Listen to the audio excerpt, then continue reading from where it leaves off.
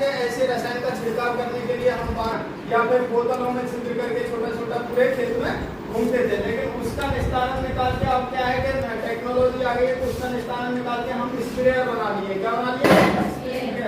Sprayer दो तरीके से काम करते हैं, ऊर्जा के साथ में। किसके?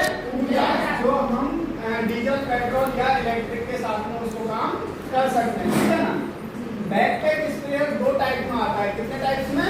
दो टाइप्स में। पहला आता है मानव चलित, जिसको हम खुद स्वचालित करते हैं या हमारी मानव की गतिशीलता के कारण कार्य करता है, और दूसरा आता है इलेक्ट्रिक या फिर ऊर्जा से चलित, किसी भारी ऊर्जा का उसमें उपयोग किया जाता है, जिसमें हम फ्यूल डाल के पेट्रोल वाले भी उपयोग करते हैं और इलेक्ट्रिक बैटरी वाले भी उपयोग करते हैं, ठीक है ना। तो बैकपैक के स्प्रेयर के बारे में समझते हैं।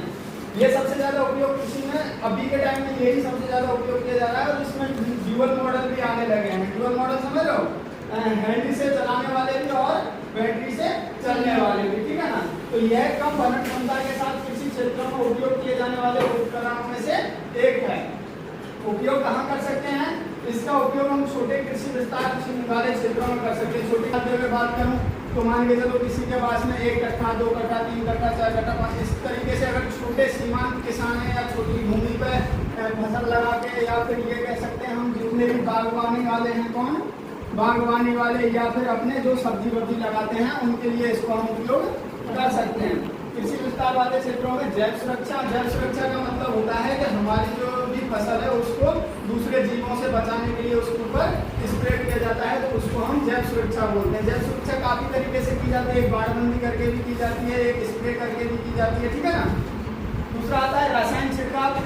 फसलों में रासायनिक छिड़काव करते हैं, उसके लिए रासायनिक छिड़काव के साथ साथ कीटों और कृषि में अनावश्यक खरपतवार के नियंत्रण के लिए हम किसका उपयोग करते हैं? स्प्रेयर का उपयोग करते हैं। या हम सीधा स्प्रेयर ना लिखें तो इसको हम स्प्रे पंप भी बोलते हैं। क्या बोलते हैं? Spray pump. आप समझ में आ गया होगा ना, स्प्रे पंप को जानते हैं सब लोग, ठीक है।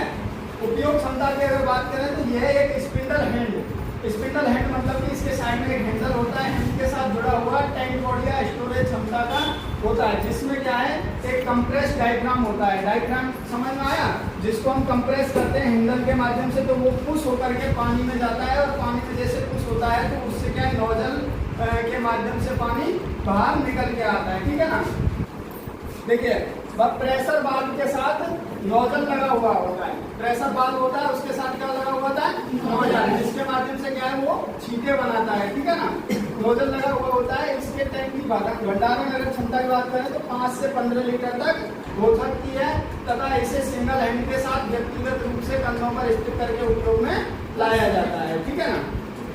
इसमें कोई डाउट है आपको?